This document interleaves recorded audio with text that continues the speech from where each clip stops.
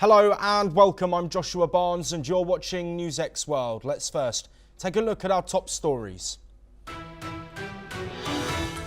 US Vice President J.D. Vance has urged Pakistan to the extent that they are responsible to cooperate with India to hunt down the terrorists responsible for the Pahalgam terror attack. An eighth night of cross-border firing from Pakistan has been reported. US President Donald Trump has ousted his national security advisor Mike Waltz, naming Secretary of State Marco Rubio as his interim replacement. Waltz had faced criticism after being caught up in the Yemen strike signal chat leak. United States Vice President J.D. Vance urged India to act in a way that avoids a larger regional conflict, while also calling on Pakistan to cooperate in tracking down the perpetrators. India's Defence Minister Rajnath Singh also spoke with the United States Secretary of Defence Pete Hegseth, who expressed condolences and reaffirmed support for India's right to defend itself. In Islamabad, President Asif Ali Zardari and Prime Minister Shehbaz Sharif held their first joint meeting since the Pahalgam attack, vowing to respond firmly to any act of aggression. Meanwhile, at least 70 Pakistani nationals remain stranded at the Atari-Waghar border. Well, joining us to discuss these latest developments in the ongoing India-Pakistan tensions following the devastating Pahalgam terror attack is Major General Shashi Asthana, a former ADDL DG Infantry Global and Senior Defence Expert, joining us from New Delhi.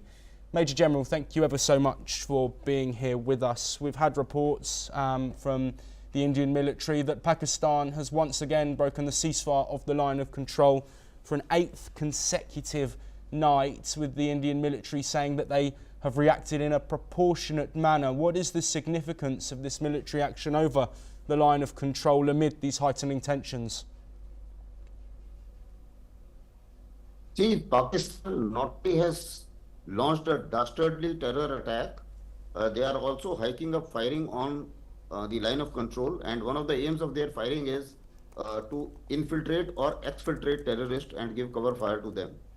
That's one of the basic reasons why they normally violate ceasefire, which has been in effect since 2021. So India has to respond. Pakistan also has a strategy that they will launch a terror attack and then they will go back to other countries like America or US or China or others to intervene and tell India to hold on its responses or tone down its response. Yes, absolutely, Major General. Of course, comments made from the United States, J.D. Vance, passing comment and looking at Pakistan to cooperate. Also, phone calls from Marco Rubio to both Indian officials and Pakistani officials as well. What role will the United States play in these tensions and any potential de-escalation? See, as far as India is concerned, nobody in India till date has said that we are going to launch an attack or a conventional war on Pakistan. Everybody has said that the perpetrators will meet the justice, and we will ensure that wherever they are, they meet the justice and consequences. It is Pakistan leaders who have been saying that attack from India is imminent and running around to all the international, shall I say, all other countries to tone down Indian response, because they know that they have done an act which is condemnable. And as far as the others are concerned, I think India's stand is very clear. If Israel has a right to defend itself, India also has a right to defend itself. If the attack on Osama bin Laden was a defensive act by the United States, therefore we will also like to respond on the terrorists or also the perpetrator of the terror, wherever they are, in whatever manner which the Indian government and Indian military hierarchy and the Indian agencies feel appropriately fit. So India must respond and will respond in all probabilities. And as far as the proportionate is concerned, India has always acted very responsibly in past as well, and I am very sure that India in any case is in no mood to escalate. But then the fact is, if the other side escalates and runs into escalation dynamics, India is ready to respond in all domains.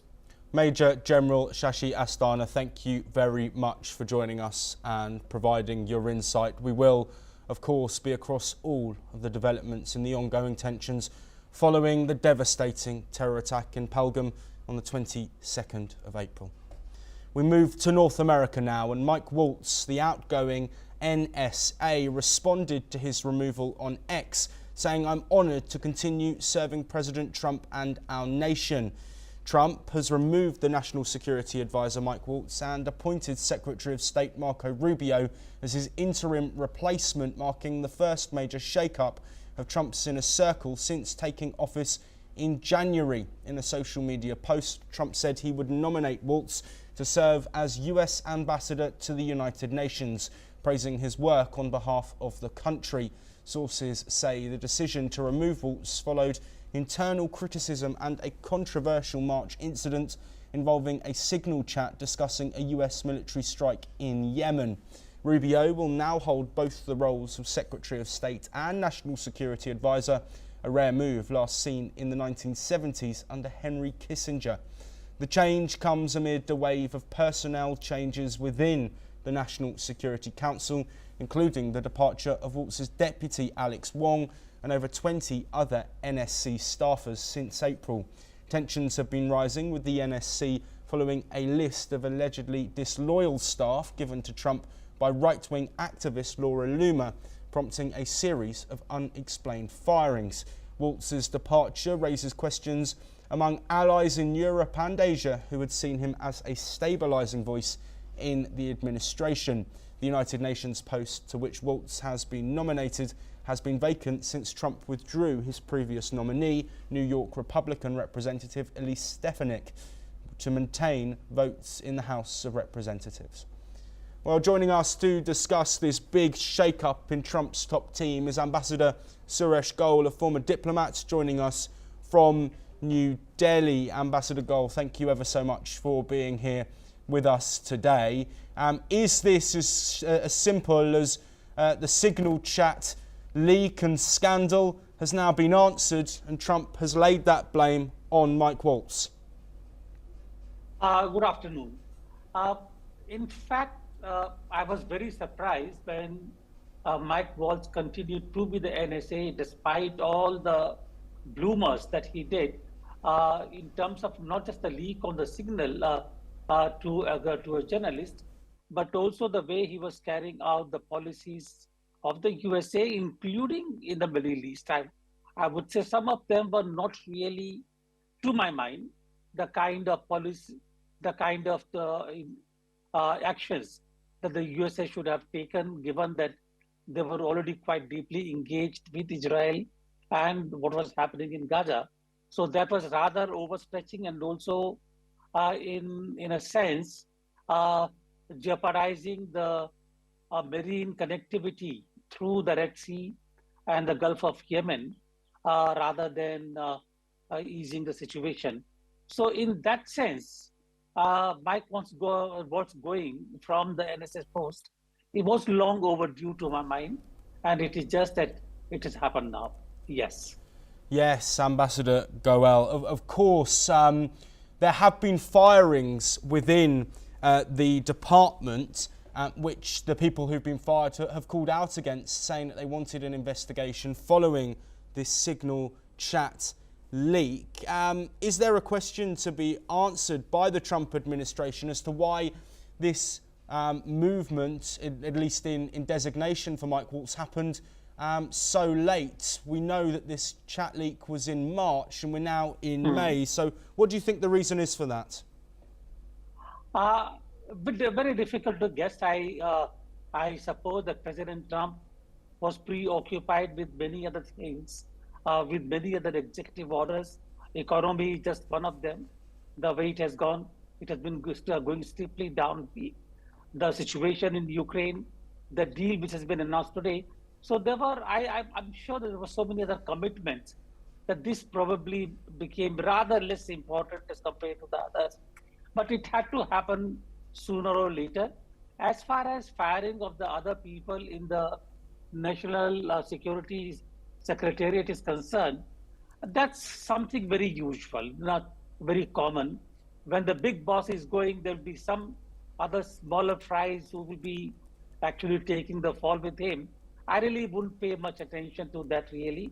But what I would be interested in knowing is, as it happens, who is going to take over as the NSA?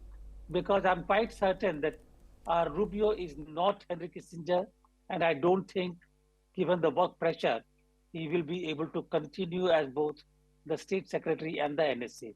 So let us see who takes over. That will be interesting. Absolutely, Ambassador Goel. I want to look as well at the part that Pete Hegseth may have played in this incident. Of course, we know that he had his wife, he had his brother, he had his lawyer, reportedly in this Signal chat. Why is Hegseth not losing his role in Trump's top team? I don't see that it did not become a public issue as it became in the case of Tim Walz. Tim Walz, a whole story was reported in the newspaper by the journalist who was given access to what was happening. He gave the whole thing. It became a public spectacle, really. Hegseth, I really wouldn't condone that behavior, but I think it's lesser of a crime rather than what Tim Walz did. Why do you think that, Ambassador Goel? Because many people have said that Hegseth, as the Defence Secretary, sharing information in a Signal chat and also having people in that chat that don't have potentially the security clearance to know this information. Why is what he's done any lesser than Mike Waltz allegedly accidentally adding in this Atlantic journalist? As I said earlier, of course, strictly speaking, again, it's a serious security risk and should not be condoned. But I called it lesser because it did not become public information as it happened in the case of Waltz. So the whole information becoming public and the way the security discussions were being conducted by the NSA, I think that just could not have been forgiven.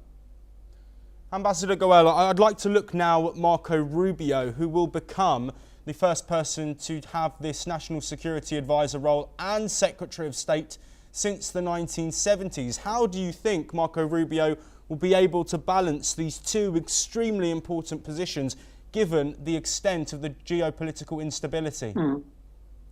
In a sense, there is considerable overlap between the work of the NSA and the State Secretary, but I also said that the pressure of the two work combined is going to be huge, and Mark Rubio is no Henry Kissinger, and therefore to compare the situation of 70s with what is happening now is not going to be fair. The work pressure has increased.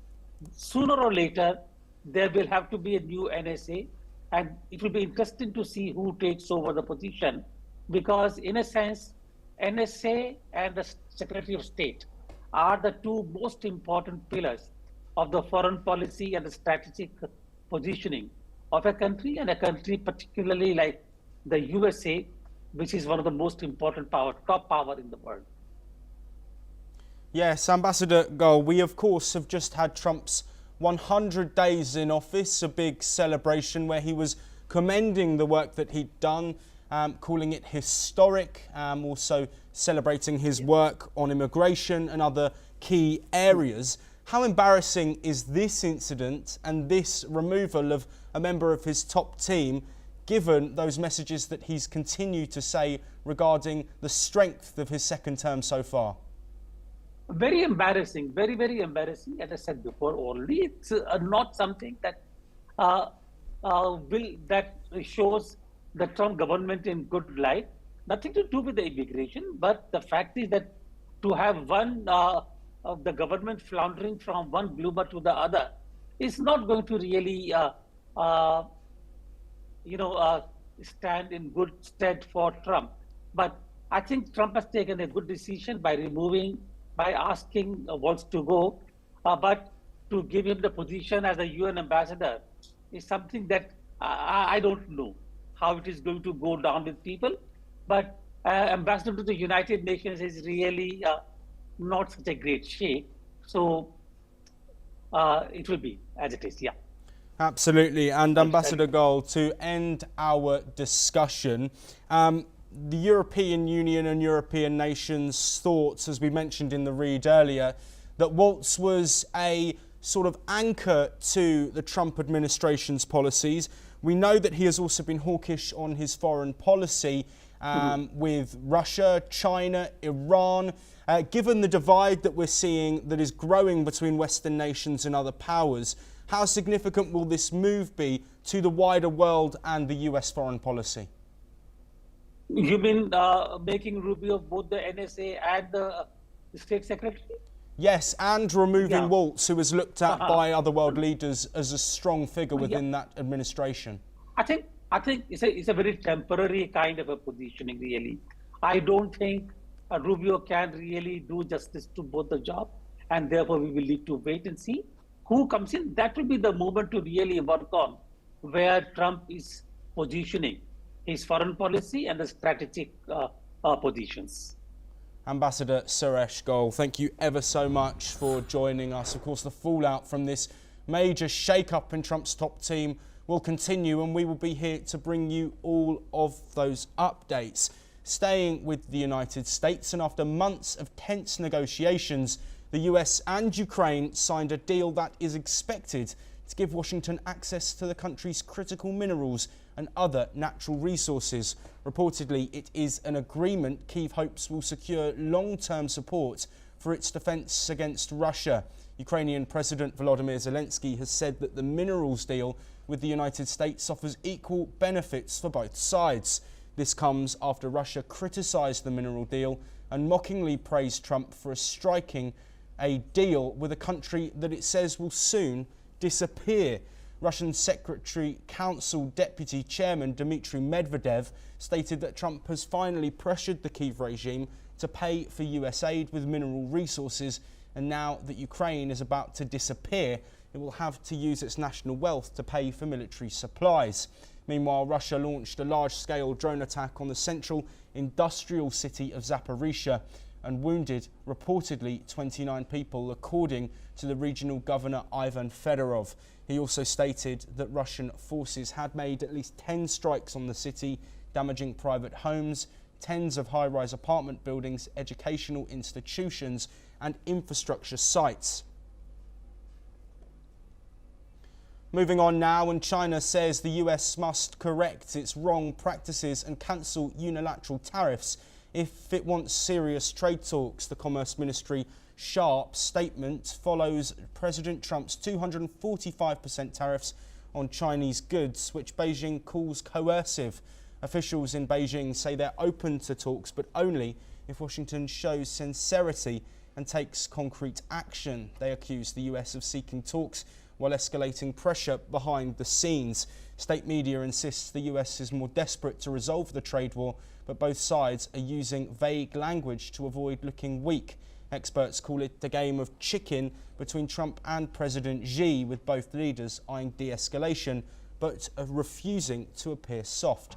Meanwhile, top Trump advisor Stephen Miller said that the United States needs a trade relationship with China that safeguards both its economic and national security.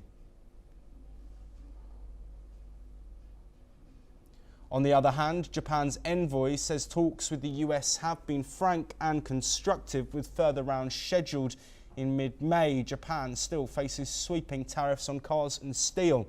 Mexico's President Claudia Sheinbaum says her conversation with Trump was positive, but there's still no deal to lift tariffs. She wants fairer trade terms, especially in automotive and metals. Despite signs of dialogue, hard stances remain on all sides, leaving global markets watching and waiting for a breakthrough. Moving on now, Apple CEO Tim Cook says India will soon play a key role in manufacturing iPhones for the US market. Speaking during Apple's latest earnings call, Cook announced that a majority of iPhones sold in the United States will be made in India. He added that nearly all iPads, Macs, Apple Watches and AirPods sold in the US will be produced in Vietnam as Apple continues to shift parts of its supply chain away from China. The move comes as the company looks to ease the impact of US tariffs imposed under President Donald Trump. While some tech products have temporarily been spared, Cook warned that existing tariffs could add up to $900 million in costs this year. Despite the shift, most iPhones are still made in China, a trend that will continue for devices sold outside of the States. Apple's sales in China dropped 2.3% to $16 billion amid tough competition from local brands like Huawei, Xiaomi and Oppo. Around the world, Apple had a strong start to the year. From January to March, the company earned $24.78 billion in profit, up nearly 5% from the same period last year. Revenue also rose to $95.36 billion.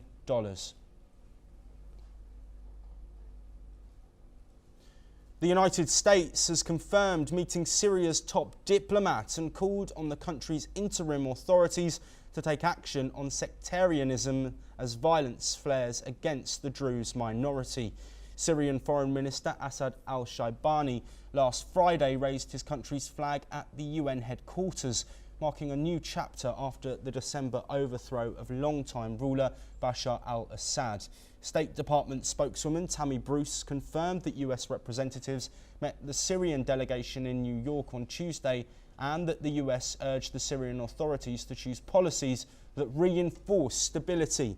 Bruce also stated that any future normalization of relations or lifting of sanctions will depend on the interim authorities' actions and positive response to the specific confidence-building measures the US has communicated. Heading now to the Middle East, and tensions are deepening as the Israeli military confirmed its fighter jets struck targets near Syria's presidential palace in Damascus, the official residence of interim President Ahmad al-Sharaa.